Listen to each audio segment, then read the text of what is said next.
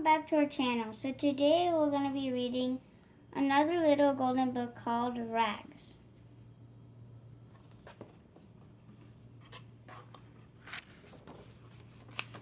Mr. Kalbani the grocer liked dogs. He wanted one for a pet, but his wife was not fond of dogs.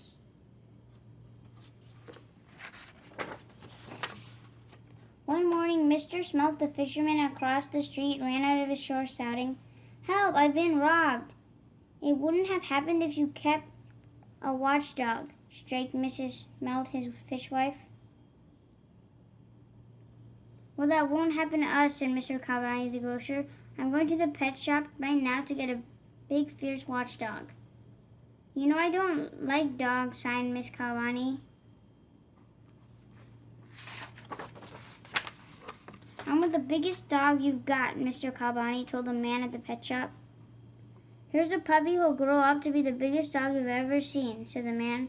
He handed Mr. Kalbani a furry bundle to take home in his pocket. "So this is the Big Fierce Watchdog," laughed Miss Kalbani. "He looks like a bundle of rags." And from on, they called the dog Rags. Miss Kalbani made the puppy a nice warm meal, then she sewed him a little rag doll and stuffed it in with dry beans. The puppy took it in his teeth and shook it playfully. He really liked that doll. The first night in the store the little watchdog was afraid of the dark. He ran and he cried and cried.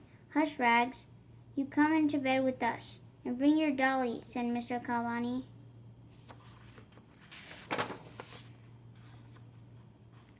Rags grew fast. He ate and grew and grew. When the beanbag wasn't in Rags' teeth, he made sure it was close to his paw. If the doll disappeared even for a moment, Rags would howl and howl. Some watchdog," sniffed Miss Kalbani. Rags grew so big that a wag of his tail would knock down a tower of soup cans. He loved everybody.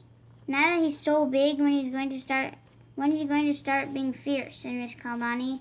"Oh, pretty soon," her husband promised.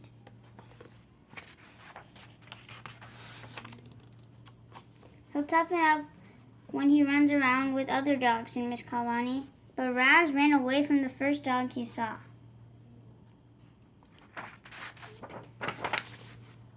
Rags ran away from cats too. Even inside his own store, he ran away from mice and spiders and Mrs. Kalbani's broom.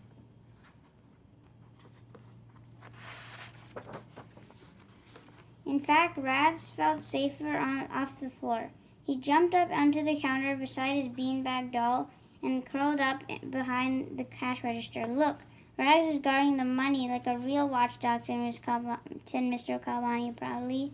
Rags spent most of his time there. "Oh well," said Miss Kalbani. "At least he isn't underfoot."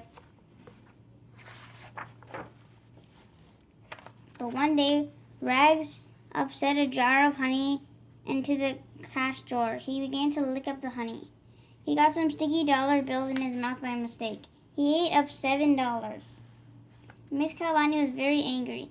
"And now he's eating the very money he's supposed to guard? He does to that pound in the morning," she cried. "Rags, you're no good, but I'm sure going to miss you," said Mr. Kalbani sadly.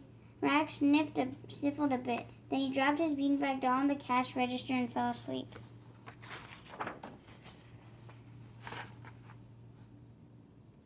The grocer went out to the back door to empty the garbage. Out there in the night, a robber was waiting.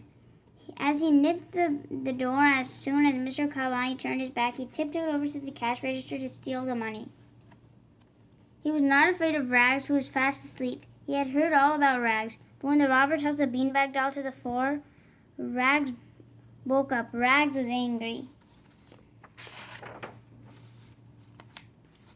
He leaped at the robber and knocked him down. Then he sat on him and barked.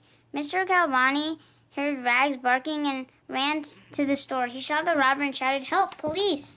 When Officer Duffy got there, Rags was still sitting on top of the robber, his beanbag in his mouth. Rags was a hero. His picture appeared in the newspaper.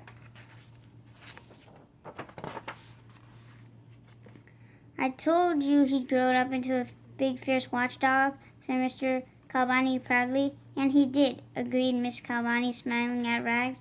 Rags wagged his tail happily and shook his beanbag doll. Hope you guys enjoyed Rags, and stay tuned for more book reads as we're always making new videos. And if you guys are new to the channel, consider subscribing. Take care, and we'll see you again soon. Bye. Bye.